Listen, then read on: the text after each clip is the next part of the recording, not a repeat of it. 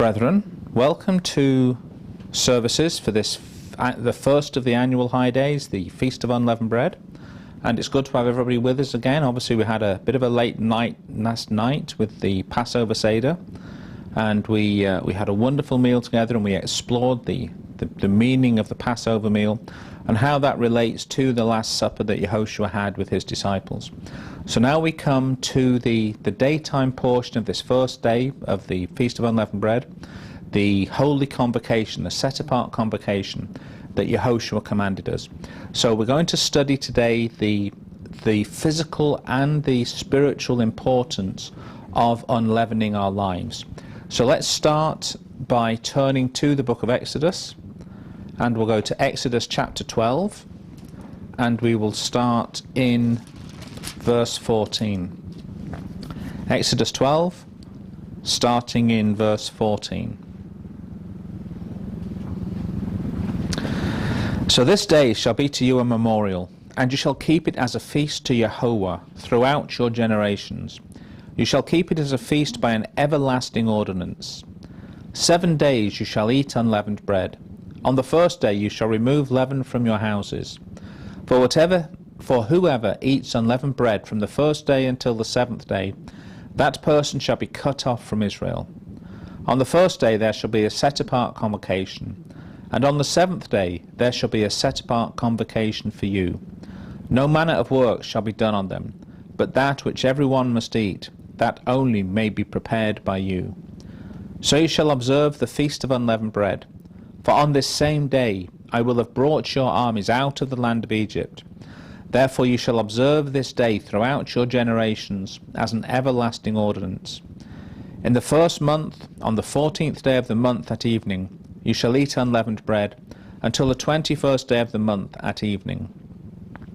For 7 days no leaven shall be found in your houses, since whoever eats what is unleavened, that same person shall be cut off from the congregation of Israel, whether he is a stranger or a native of the land.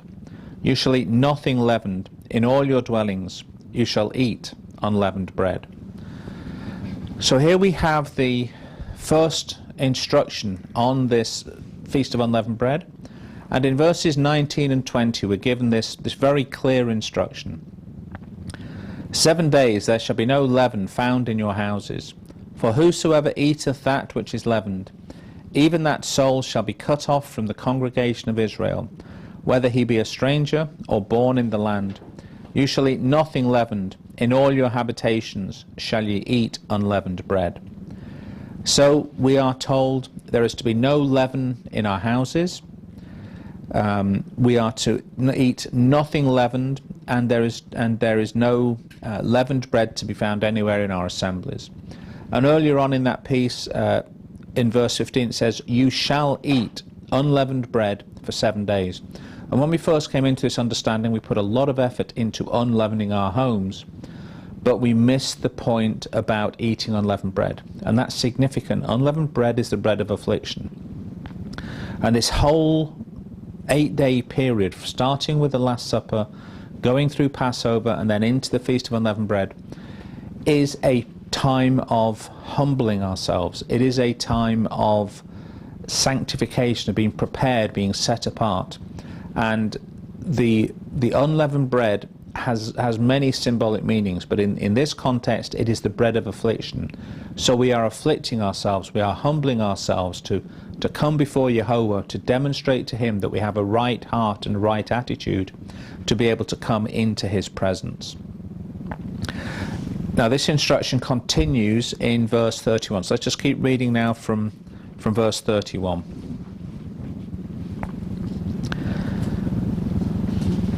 Then he called for Moses and Aaron by night and said, Rise, go out from among my people, both you and the children of Israel, and go serve Yahweh, as you have said. Also take your flocks and your herds, as you have said, and be gone, and bless me also. And the Egyptians urged the people that they might send them out of the land in haste. For they said, We shall all be dead. So the people took their dough before it was leavened, having their kneading bowls bound up in their clothes on their shoulders. Now the children of Israel had done according to the word of Moses, and they had asked from the Egyptians articles of silver, articles of gold and clothing. And Jehovah had given the people favour in the sight of the Egyptians, so that they granted them what they requested. Thus they plundered the Egyptians. Then the children of Israel journeyed from Ramesses to Succoth, about 600,000 men on foot, besides children. A mixed multitude went up with them, also and flocks and herds, a great deal of livestock. And they baked unleavened cakes of dough, which they brought out of Egypt. For it was not leavened, because they were driven out of Egypt, and could not wait, nor had they prepared provisions for themselves. Now the sojourn of the children of Israel who lived in Egypt was 430 years. And it came to pass at the end of 430 years, on the very same day, it came to pass that all the armies of Jehovah went out from the land of Egypt. It is a night of solemn observation to Jehovah for bringing them out of the land of Egypt. This is the night of Jehovah, a solemn observance for all the children of Israel throughout their generations. And here we see the physical reason why unleavened bread is celebrated, or why we use it as the symbol of this event. In verse 34 it says, "And the people took their dough before it was leavened, their kneading troughs being bound up in their clothes on their shoulders." And verse 39, "And they baked unleavened cakes of the dough which they brought forth out of Egypt. For it was not leavened, because they were thrust out of Egypt, and could not tarry, neither had they prepared for themselves any victual." So this ties back to what we're told about the Passover meal. The Passover meal, they were told to eat with their clothes on their backs, a belt round their waist, their sandals on their feet, and a staff in their hand. It was a meal taken in urgency. And if you remember from the studies we've done, we worked out that the Passover lamb was sacrificed late on the 14th day. By the time it was prepared, the meal was actually not eaten. The Passover meal was not actually eaten until the evening portion of the 15th day. The death angel, which was the 10th of the plagues, if you remember last night we recited the 10 plagues that came upon Egypt, the final plague being the death of the firstborn. And this put absolute fear and terror into the hearts of the Egyptians. They thrust them out, as it says, they were thrust out of Egypt, and the Egyptians said, "Let them be gone, lest we all be dead." So there was absolute terror on the Egyptians. And the children of Israel were forced out of Egypt in a hurry. And so this is why we see the bread was not leavened. There was no time for them to bake the bread. And this also gives credence to the late 14th sacrifice, which is one of the contentious issues within the Messianic understanding. But sacrifice late on the 14th, eating the Passover meal early on the 15th, and then leaving on the first day of unleavened bread, all ties into this sense of urgency, this sense of haste with which they left Egypt.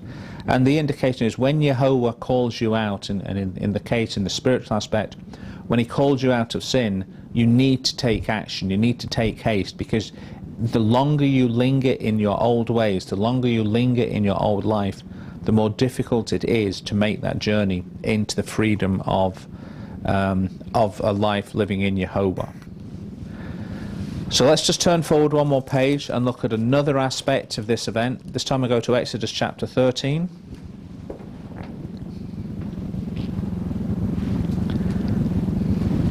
And we'll start in verse 1. Exodus 13, starting in verse 1.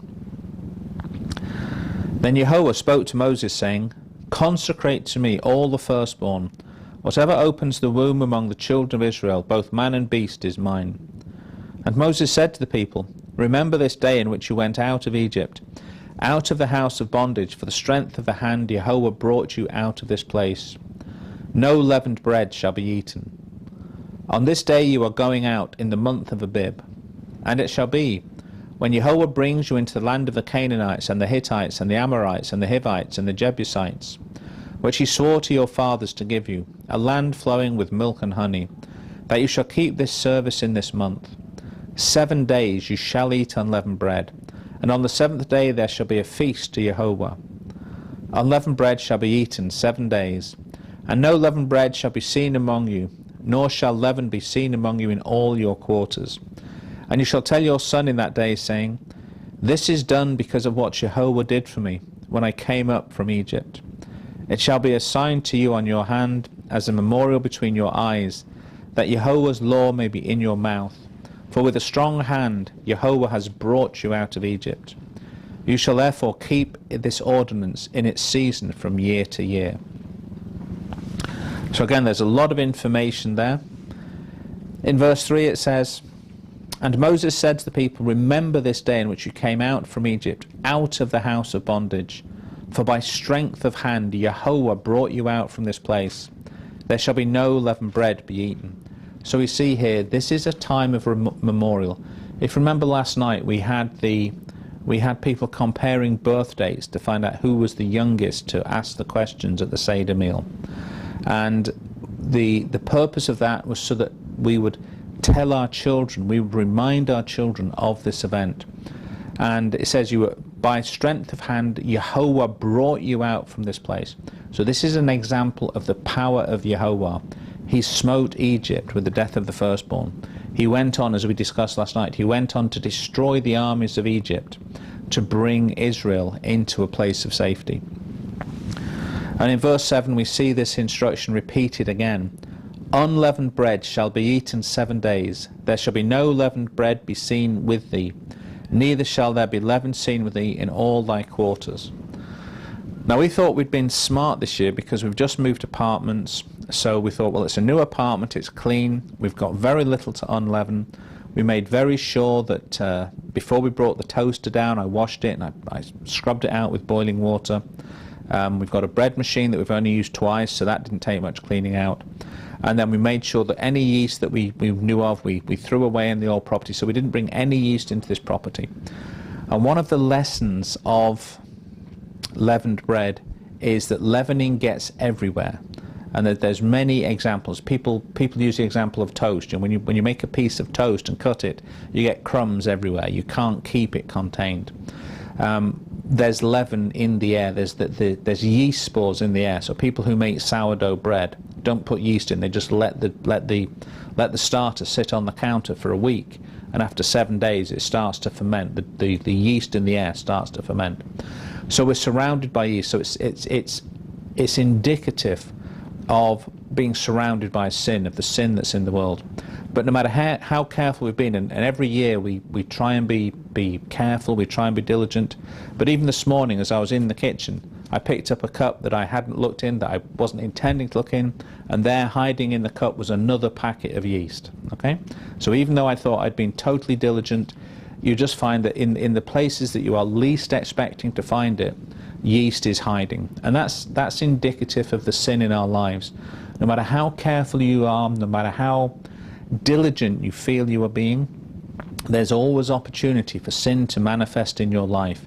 So you need to be careful. You need to be really focused on purging the leaven out your lives, purging the sin out your life, so that you can be a pure vessel ready to receive the Ruach HaKodesh. But there's other instructions on this feast day. So let's turn forward again just a few more pages, this time to Exodus 23, and let's look at some more instructions relating to this feast day. Exodus 23, and we'll start in verse 14. 3 times you shall keep a feast to me in the year. You shall keep the feast of unleavened bread. You shall eat unleavened bread 7 days, as I commanded you, at the time appointed in the month of Abib. For in it you came out of Egypt. None shall appear before me empty. And the feast of harvest, the first fruits of your labours which you have sown in the field. And the feast of ingathering at the end of the year, when you have gathered in the fruit of your labours from the field. 3 times in the year all your males shall appear before the Master Jehovah. You shall not offer the blood of my sacrifice with leavened bread, nor shall the fat of my sacrifice remain until morning. The feast of the firstfruits of your land you shall bring into the house of Jehovah your mighty one. You shall not boil a young goat in its mother's milk. So, the Feast of Unleavened Bread is the first of what we call the pilgrimage feasts. In verses 14 and 15 it tells us this. 3 times thou shalt keep a feast unto me in the year. Thou shalt keep the feast of unleavened bread. Thou shalt eat unleavened bread 7 days, as I commanded thee. in the time appointed of the month Abib. For in it thou came out of Egypt, and none shall appear before me empty. So this is the first of the 3 pilgrimage feast days, and we have the Feast of Unleavened Bread, we have the Feast of Weeks, and the Feast of Ingathering, or the Feast of Tabernacles. And each one of these represents a different harvest in Israel, and the spiritual significance of these different harvests is very profound. And so on Sabbath services tomorrow, we'll cover these 3 harvests in detail to understand what is being taught us in these feast days. But the other thing to bear in mind is this is one of the 3 occasions in the year when we take up an offering. So after we've done the message, we'll be taking up an offering, and we'll be making an offering for Yehovah, and we'll be taking up that offering and splitting it between Phil Abundance and the church in India that we sponsor. So this is one of those 3 times, but again, be very careful that those televangelists and those charismatic preachers use the scripture to demand that you send them tithes and offerings and all that. There are only 3 times in the year that you are required by Torah to bring an offering. That is the Feast of Unleavened Bread, the Feast of Weeks, and the Feast of Tabernacles. Your tithes and everything else is up to you to bring it when you are ready, when you have received the benefit and the blessing of the land. So don't let any man tell you that you have to give him large amounts of money because he is the anointed one of God, and you need to pay him to look after your salvation. That is utter nonsense. You're responsible for your salvation, and there are only 3 times a year when you have to bring your offerings to Yehovah, and that is the 3 feast days, the 3 pilgrimage feasts. And in verse 18 we're told this: Thou shalt not offer the blood of my sacrifice with leavened bread, neither shall the fat of my sacrifice remain until morning. Now, last night when we had the lamb meal, there was nothing left. Everybody obviously totally enjoyed that meal, so there was no risk of anything being left until morning. But this statement that we shall not offer our sacrifice with leavened bread is again something that is interesting. It's something we need to be aware of. When we sacrifice to Yehovah, we are to be in an unleavened state, and we'll discuss what that is when we look at the spiritual meaning of unleavening. But there is a couple of other occasions when the sacrifice to Yehovah is instructed to be baked with leaven, and we'll cover them in future messages. But it's an important distinction between the sacrifice made without leaven and those offerings made with leaven, and we need to understand and have discernment. But as far as our understanding, we should try and get into that place where we are without leaven when we approach Yehovah. When we come in to offer him a sacrifice of praise or a sacrifice of prayer, we need to be unleavened in our hearts, in our attitude. So let's look at one more scripture in relation to the physical aspect of unleavening, and this time we'll turn forward to the book of Leviticus. We'll go to Leviticus chapter 2, and we'll start in verse 1. Leviticus 2, starting in verse 1.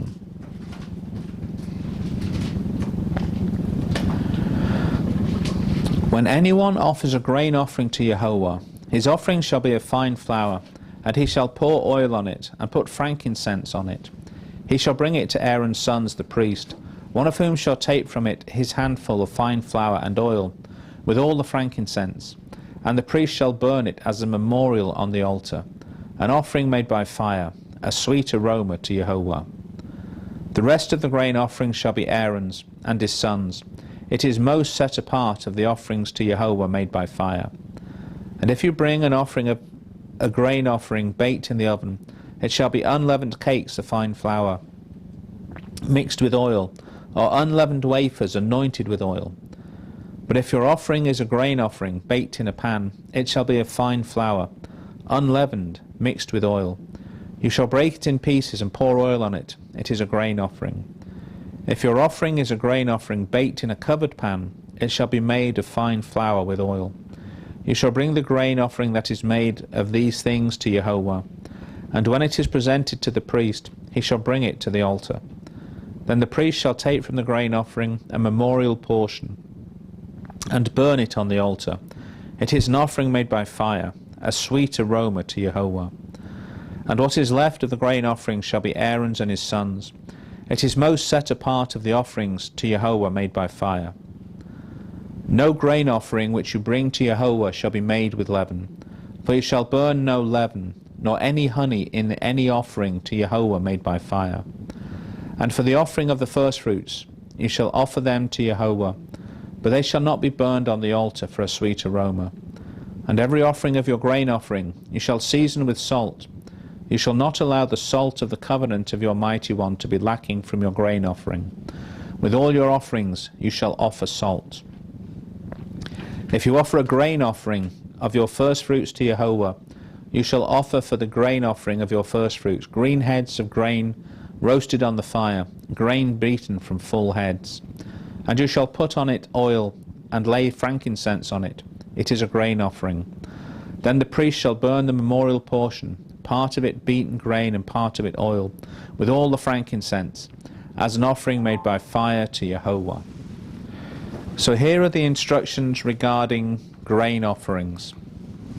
And we're told in verse 4, if you bring an oblation of meat offering baked in the oven, it shall be unleavened cakes of fine flour mingled with oil, or unleavened wafers anointed with oil. So here we see again this repeated instruction, our offerings are to be unleavened.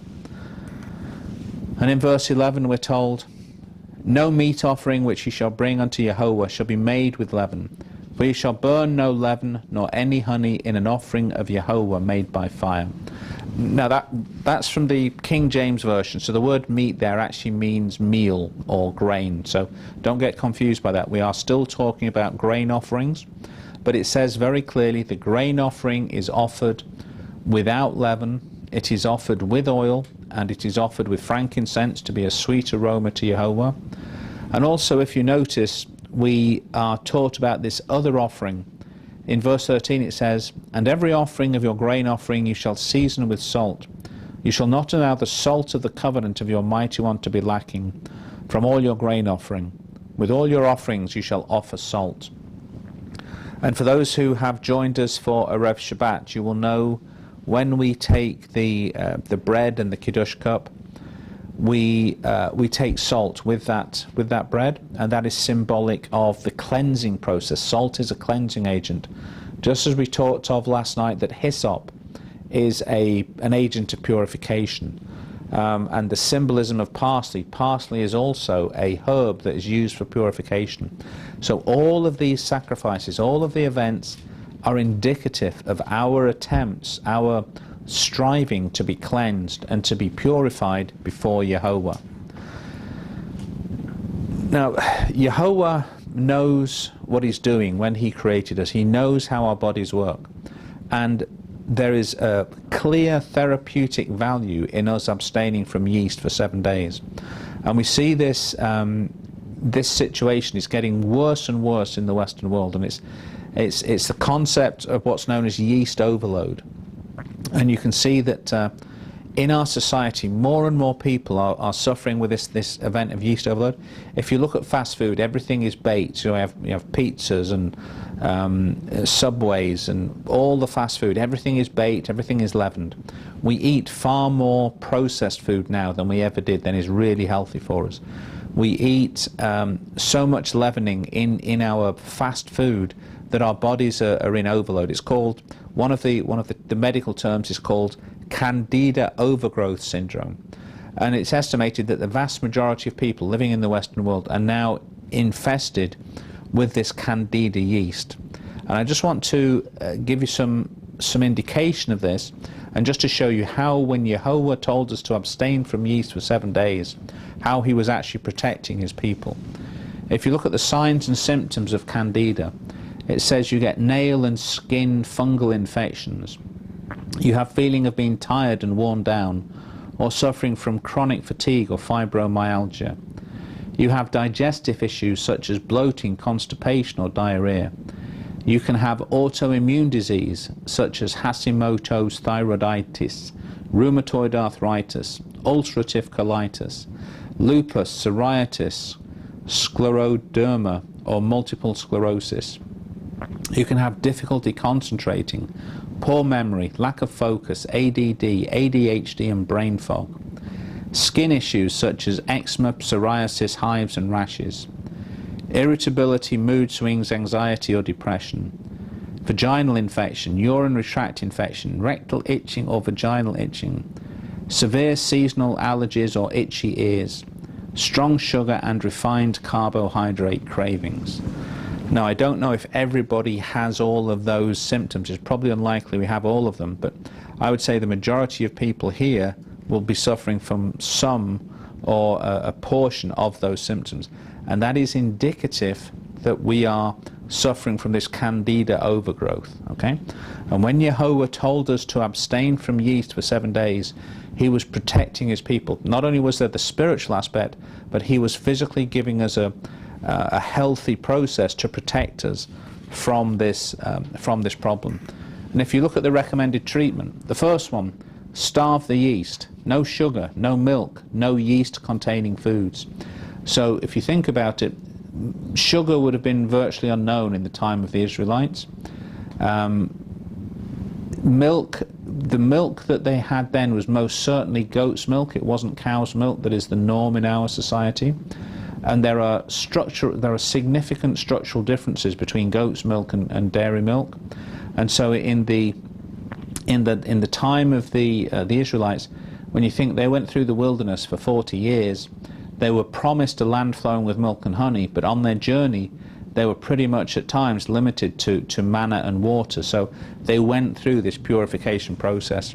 And you're not supposed to eat any yeast-containing foods. So this is giving us the opportunity to kill off this yeast infection that makes us so sick.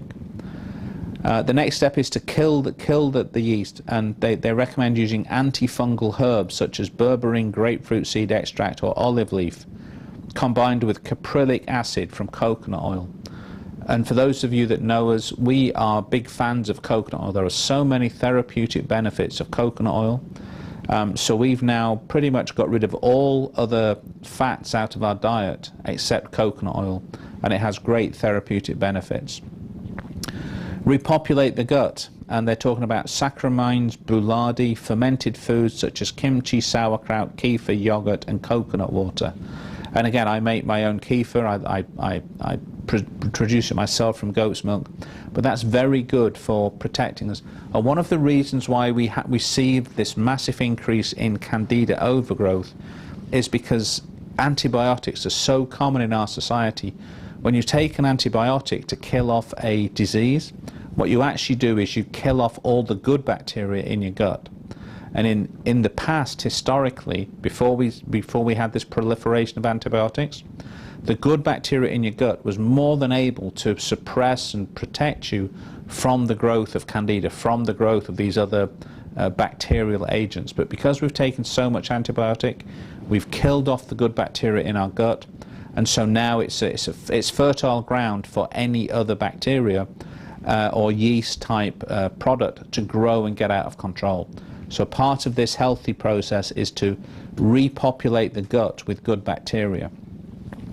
It also says we need to support the detox process. Enhanced liver function is imperative, and milk thistle and molybdenum is important. So again, the liver is one of the largest organs in the body. It's also the filter that cleanses everything we take out of our body.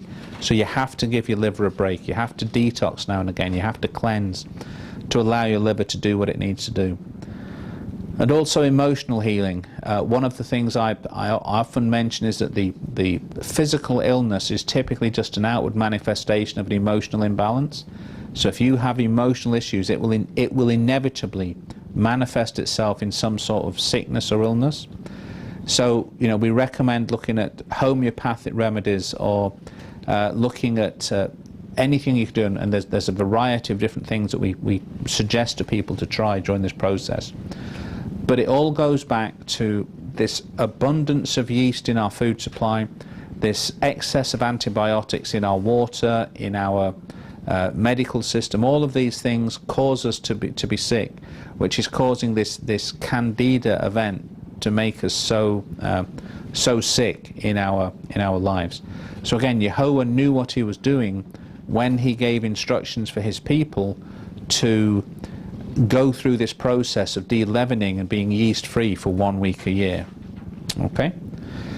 So we talked about the physical aspects of de-leavening, but as always, the instructions given to the children of Israel are just a physical example for the spiritual message that Yehoshua gave us.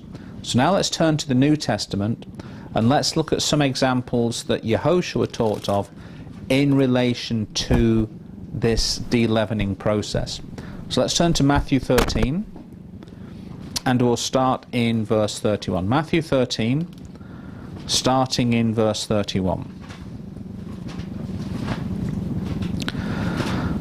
Another parable he put forth to them, saying, The kingdom of heaven is like a mustard seed, which a man took and sowed in his field, which is indeed the least of all the seeds, but when it is grown it is greater than the herbs, and becomes a tree, so that the birds of the air come and nest in its branches. Another parable he spoke to them. The kingdom of heaven is like leaven, which a woman took and hid in 3 measures of meal, till it was all leavened. All these things Yehoshua spoke to the multitude in parables, and without a parable he did not speak to them, that it might be fulfilled which was spoken by the prophet, saying, I will open my mouth in parables, I will utter things kept secret from the foundation of the world. So, here we see Yehoshua giving us some instruction. Now, in the past we've always been taught that leaven represents sin. And people say, well, you can't have any leaven, you've got to be careful of leaven. And so in the Church of God movement, there was a lot of focus on de-leavening and getting sin out of your life. But they missed the point to some extent. Just like what we're told in verse 33. Another parable he spake to them. The kingdom of heaven is like unto leaven, which a woman took and hid in 3 measures of meal, till the whole was leavened. And that sort of puts away the concept that the only interpretation of leaven is sin. And I'll demonstrate to you later that the old understanding from the Church of God that leaven represented sin is actually seriously flawed, and we need to understand that. There's a specific aspect to this that we need to understand. But here we see this analogy that leaven is like the kingdom of the mighty one. And what we need to bear in mind is that we are a small flock, we are a small assembly. But when you put a small amount of yeast into flour and you prepare it correctly, you get a large loaf of bread. That yeast grows and it goes through the bread and it turns it into something sweet and beneficial. We, as the first fruits, are this small flock with this leaven, and he is mixing us in the earth. Now, the time of the end is not yet upon us, but when it does come, we are going to see the earth shaken. We're going to see the earth mixed up. But those of us who have the Spirit, those of us who are striving to leaven ourselves, to unleaven ourselves, to be ready for him, when we are mixed in the world, we will help his message grow. It says in Daniel, when it talks about the end time, those with understanding will bring many to righteousness.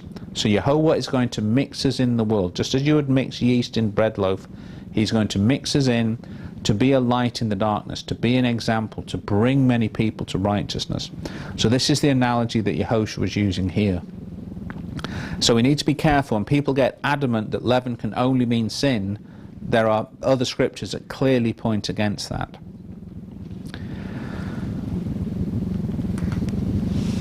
So let's look at another scripture that talks about leavening. So this time we'll go to Luke chapter 13, and we will start in verse 10. Luke chapter 13, starting in verse 10. Now he was teaching in one of the synagogues on the Sabbath, and behold, there was a woman who had a spirit of infirmity 18 years, and was bent over, and could in no way raise herself up. But when Yehoshua saw her, he called her to him, and said to her, Woman, you are loosed from your infirmity. And he laid his hands on her, and immediately she was made straight, and glorified the Mighty One. But the ruler of the synagogue answered with indignation, because Yehoshua had healed on the Sabbath. And he said to the crowd, There are 6 days on which men ought to work, therefore come and be healed on them, and not on the Sabbath day. The master then answered and said, Hypocrite, Does not each one of you on the Sabbath loose his ox or donkey from the stall, and lead it away to water it? So ought not this woman, being a daughter of Abraham, whom Satan has bound, think of it, for 18 years, be loosed from this bond on the Sabbath? And when he said these things, all his adversaries were put to shame, and all the multitude rejoiced for the glorious things that were done by him. Then he said, What is the kingdom of the Mighty One like, and to what shall I compare it? It is like a mustard seed, which a man took and put in his garden, and it grew and became a large tree, and the birds of the air nested in its branches. And again he said, To what shall I liken the kingdom of the Mighty One? It is like leaven, which a woman took and hid in 3 measures of meal, till it was all leavened. So again, here we see this same statement in the second witness, the witness of Luke. Again he said, Whereunto shall I liken the kingdom of the Mighty One? It is like leaven, which a woman took and hid in 3 measures of meal, till the whole was leavened. So based on this, we see Yehoshua is clearly identifying leaven with the growth, with the growth of his people in the world and the growth of the world. But he also gives us a clue as to the negative aspects of leaven. Just look what he said in verses 14 and 15. He just healed this woman. She'd been crippled over, by the sound of it, with rheumatoid arthritis for 18 years. She couldn't stand up. And he said Satan had bound her for 18 years. Yehoshua freed her from this infirmity. And then in verses 14 and 15 we're told, And the ruler of the synagogue answered with indignation, because that Yehoshua had healed on the Sabbath day, and said unto the people, There are 6 days in which men ought to work. In them, therefore, come and be healed, and not on the Sabbath day. The master then answered him and said, Thou hypocrite. Now, when you think about this, there is no, when you study the Sabbath commandment, there is no prohibition from doing good on the Sabbath day. We are prohibited from commercial activity, we are prohibited from customary work, but there is no prohibition from us healing and doing good deeds on the Sabbath day.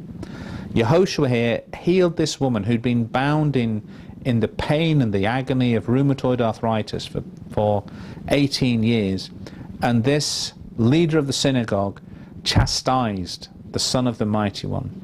And Yehoshua quite clearly said to him, You hypocrite, which one of you does not loose his ox or his donkey on the Sabbath day to take it to water? And yet this woman, who's a daughter of Abraham, had been healed after 18 years of sickness. So you can see the difference in attitude between Yehoshua. He wanted to give people life, healing, abundance, and the leader of the synagogue wanted to protect his tradition and his sense of control and his authority. And this leads into a deeper understanding of what Yehoshua was teaching. So let's turn back to Matthew 6 and let us understand now what Yehoshua teaches us is actually the true sin of leaven. Matthew 16, and we will start in verse 1. Matthew chapter 16, starting in verse 1. Then the Pharisees and Sadducees came, and testing him, asked that he would show them a sign from heaven. He answered and said to them, When it is evening, you say, It will be fair weather, for the sky is red. And in the morning, it will be foul weather today, for the sky is red and threatening. Hypocrites! You know how to discern the face of the sky, but you cannot discern the sign of the times. A wicked and an adulterous generation seeks after a sign, and no sign shall be given to it, except the sign of the prophet Jonah. And he left them and departed. Now when his disciples had come to the other side, they had forgotten to take bread. Then Yehoshua said to them, Take heed and beware of the leaven of the Pharisees and the Sadducees.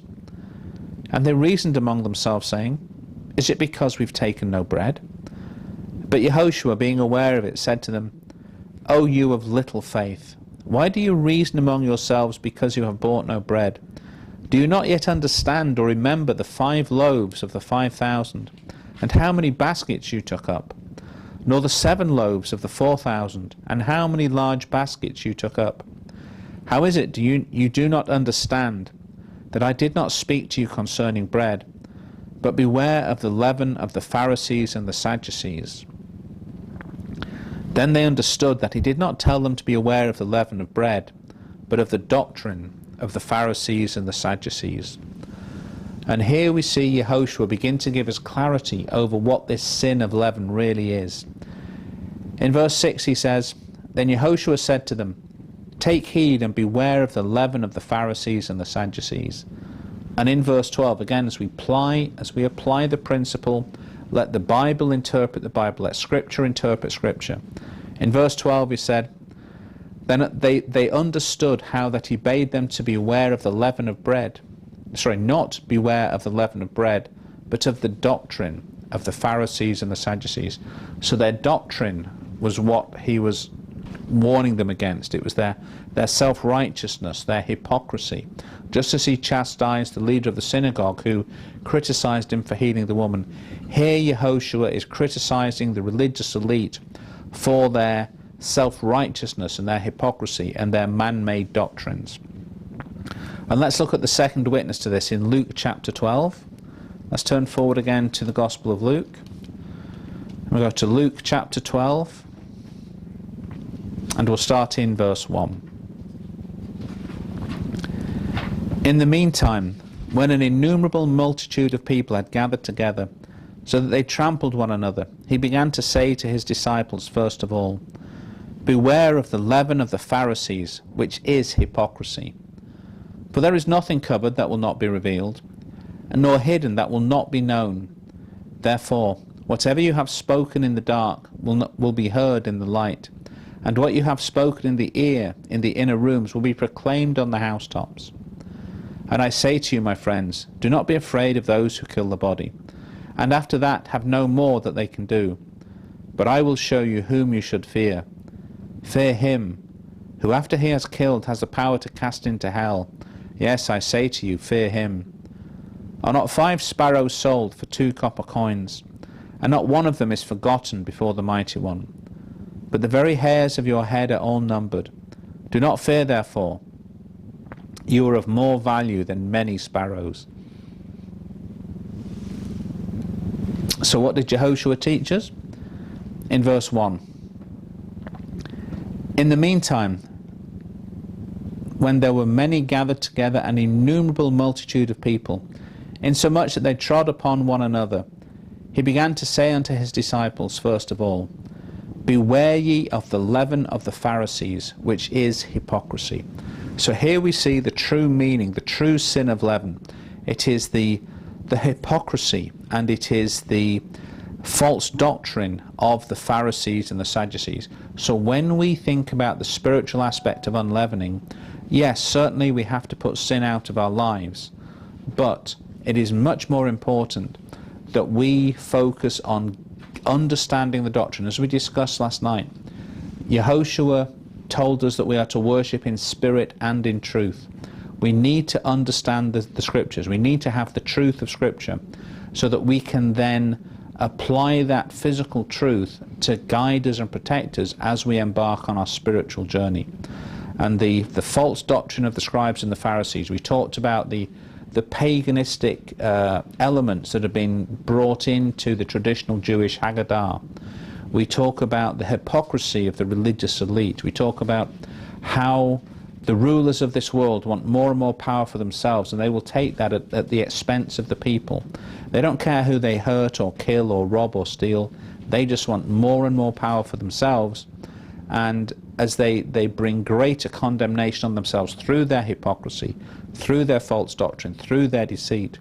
And we as the children of the light need to be reaching out to Yehoshua, reaching out to our Father Yehovah through the teaching of Yehoshua, through our prayers, through our praise and worship, so we can come close to him. So brethren, let us put away the false doctrine of the scribes and the Pharisees, so that we can come to him in truth and in spirit. And it raised an issue in the previous reading we did in Matthew 16.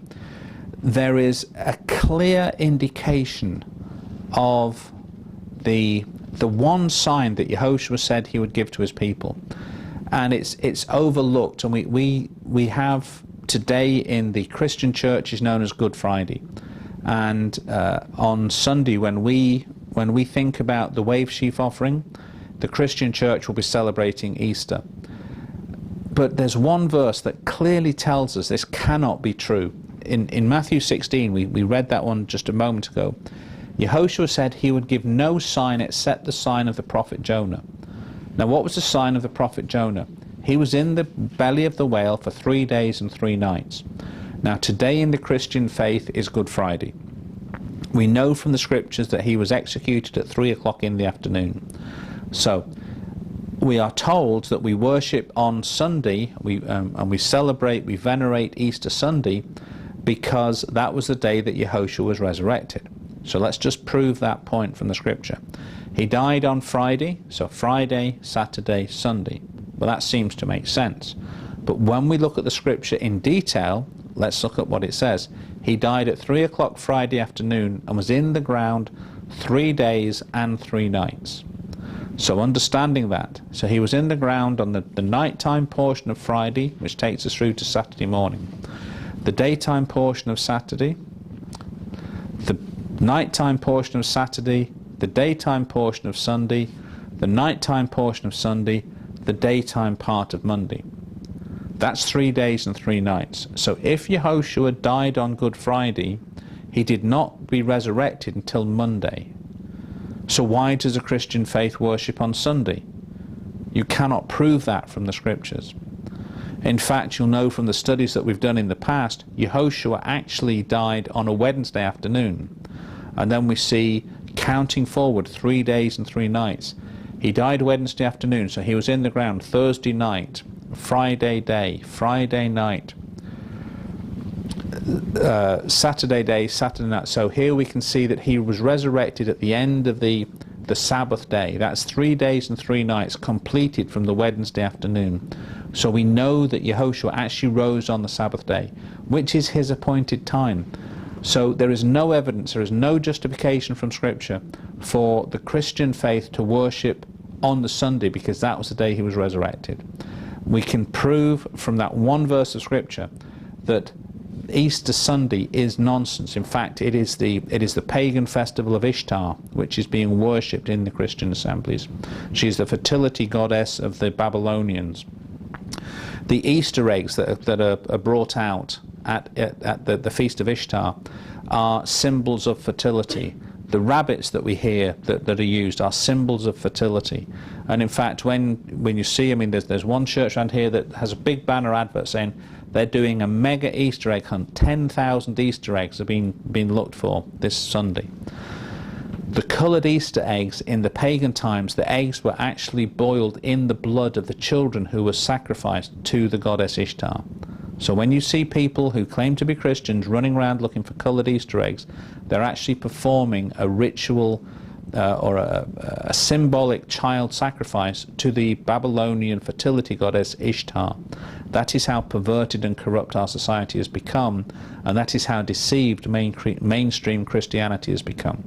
So when you study the scripture, when you hold fast to the truth, you can protect yourself from the deception of Satan. You can be faithful and true to Jehovah, and you can live a life free of false doctrine, free of the leaven of the Pharisees, free of wrong doctrine, which deceives you and corrupts you and leads you astray when you get ready to take your spiritual journey.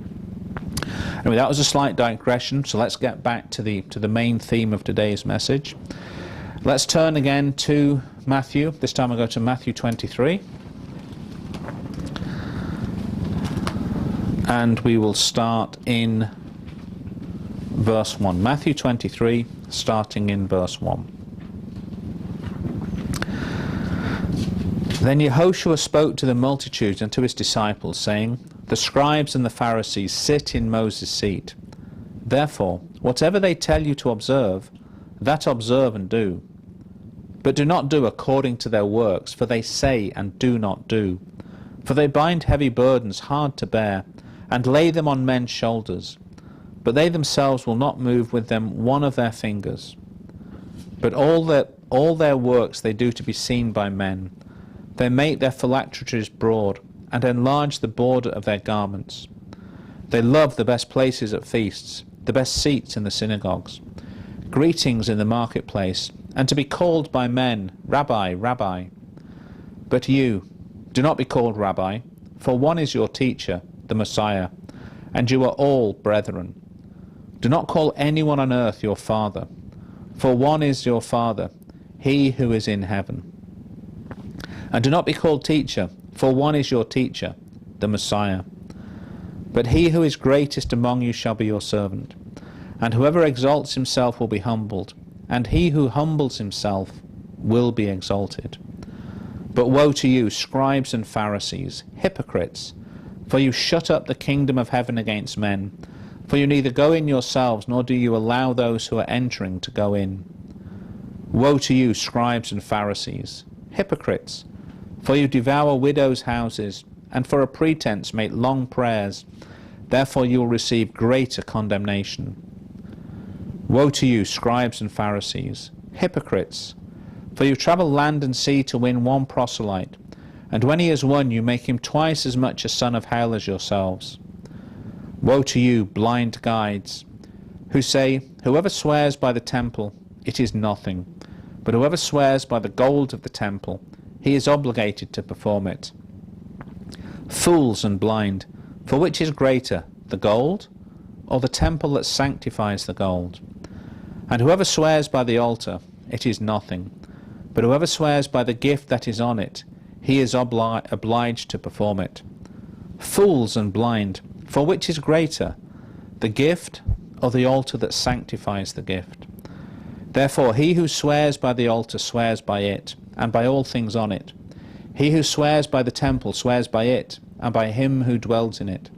And he who swears by heaven swears by the throne of the Mighty One, and by him who sits on it.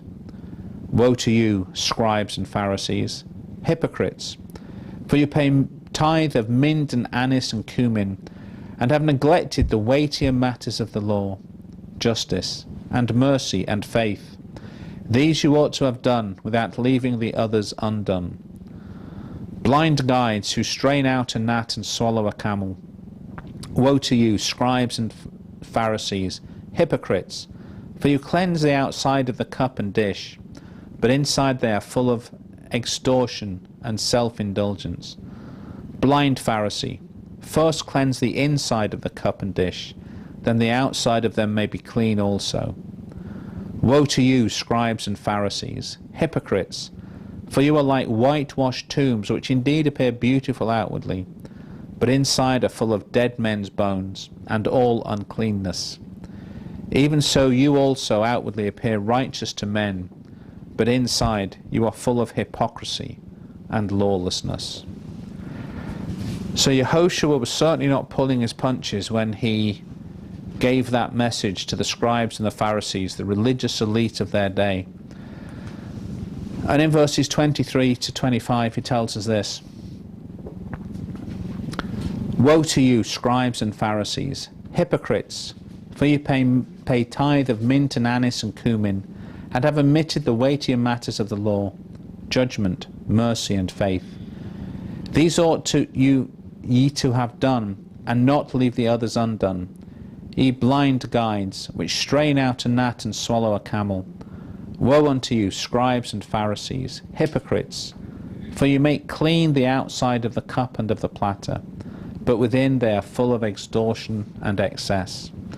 So here he is saying it is not the outward appearance, it is not the semblance or the symbols of piety, the trappings of the religious elite. It is what is in our hearts. It is the way we choose to live our lives. It is what our spirit says to Yahweh. That is what is important. We are not to be hypocrites. We are to be faithful to him. We are to live the life he tells us to live, and we are to do that which is righteous in his sight. And if you think about this, we've been to various synagogues in the past. We've been to Messianic synagogues, and the people venerate the rabbis, and the rabbis love it. And part of the Jewish tradition is the wealth of the rabbi, the money that's in the synagogue, is a symbol of the blessings they receive from Jehovah. And it's almost a competition between synagogues to fate their rabbis with wealth and abundance. I mean, we went to a Messianic assembly down here, and the single focus, and it was a woman rabbi, which in itself is unscriptural, but the single focus of that woman and her assembly was to save up enough money for them to have their own synagogue. Yehovah said, I will tear down the temple in 3 days and build it anew. It is not about buildings. It is not about golden candlesticks. It's not about robes and all the other trappings we see of organized religion. It is about the quality of your heart and the nature that you have toward Jehovah. That is pure and undefiled religion. So we are to focus, brethren, on the weightier matters of the law: judgment, mercy, and faith. That is what is important to Jehovah. Not buildings, not candlesticks, not golden trappings, but it's the gold that's in our heart from our unleavening and our sanctification. And you see this hypocrisy carry forward into Christianity. In verse 9 it said this: do not call anyone on earth your father, for one is your Father, he who is in heaven. But in the Catholic Church, the ministers in that church are called Father, and even now we noticed in the Anglican Church, as the Anglican Church moves back to sort of what will be called high Anglicanism, or even moving back to the Church of Rome, more and more vicars are giving themselves the title of Father, and requiring their parishioners to call them Father, in direct contravention to the teachings of Yehoshua. We have one Father, which is our Father in heaven. We have one teacher, which is Yehoshua, our elder brother, and we need all to be looking to him for guidance and education. That is the person we look to, not a man with rings on his fingers and chains around his necks. So let's bring this study on the Feast of Unleavened Bread to a close. Let's turn to the book of Corinthians. And again, this is a scripture that you should be familiar with now, having gone through the Last Supper and the Passover Seder. So 1 Corinthians 5, and we'll start in verse 1. It is actually reported that there is sexual immorality among you, and such sexual immorality as is not even named among the Gentiles, that a man has his father's wife. And you are puffed up, that you have rather not mourned that he who has done this deed might be taken away from you. For indeed, as absent in body but present in spirit, I have already judged, as though I were present, him who has so done this deed. In the name of our Master Yehoshua Messiah, when you are gathered together, along with my spirit, with the power of our Master Yehoshua Messiah, deliver such a one to Satan for the destruction of the flesh, for his spirit may be saved in the day of our Master Yehoshua. Your glorying is not good. Do you not know that a little leaven leavens the whole lump? Therefore purge out the old leaven, that you may be a new lump, since you truly are unleavened. For indeed Messiah our Passover was sacrificed for us. Therefore let us keep the feast, not with the old leaven, nor with the leaven of malice and wickedness, but with the unleavened bread of sincerity and truth. So, brethren, as we started our celebrations with the admonition that we were not to take the Last Supper in an unworthy manner, so in the same letter we are told in verse 6, your glorying is not good. Know ye not that a little leaven leaveneth the whole lump? Purge out therefore the old leaven, that ye may be a new lump, as ye are unleavened. For even Messiah our Passover is sacrificed for us. Therefore let us keep the feast, not with the old leaven, neither with the leaven of malice and wickedness, but with the unleavened bread of sincerity and truth.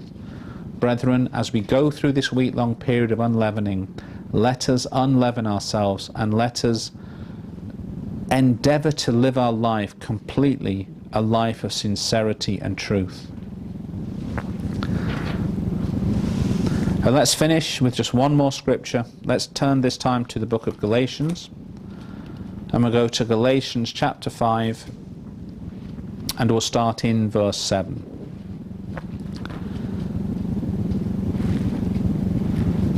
You ran well. Who hindered you from obeying the truth? This persuasion does not come from him who calls you. A little leaven leavens the whole lump.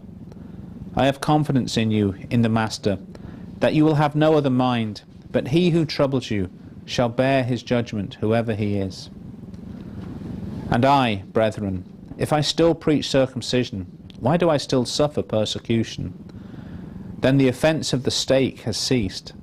I could wish that those who troubled you would even cut themselves off. For you, brethren, have been called to liberty. Only do not use the liberty as an opportunity for the flesh, but through love serve one another. For as the law is fulfilled in one word, even in this, you shall love your neighbour as yourself. But if you bite and devour one another, beware lest you be consumed by one another. I say then, walk in the Spirit, and you shall not fulfill the lust of the flesh. For the flesh lusts against the Spirit, and the Spirit against the flesh. And these are contrary to one another, so that you do not do the things that you wish. But if you are led by the Spirit, you are not under the law. Now the works of the flesh are evident, which are adultery, fornication, uncleanness, lewdness, idolatry, sorcery, hatred, contention, jealousy, outbursts of wrath, selfish ambition, dissension, heresy, envy, murder, drunkenness, revelries, and the like, of which I tell you beforehand, just as I also told you in time past, that those who practice such things will not inherit the kingdom of the Mighty One. But the fruit of the Spirit is love, joy, peace, long-suffering, kindness, goodness, faithfulness, gentleness, self-control. Against such there is no law. And those who are Messiahs have executed the flesh with its passion and its desire. If we live in the Spirit, let us also walk in the Spirit. Let us not become conceited, provoking one another, envying one another. So, brethren, as Paul tells us clearly in this letter to the Galatians, a little leaven leavens the whole lump.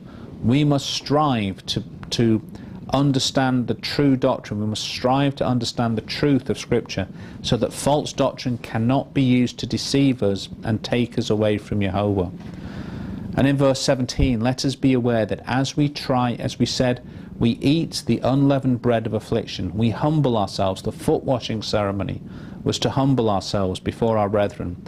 Eating unleavened bread is to take the bread of affliction, to humble ourselves before Jehovah.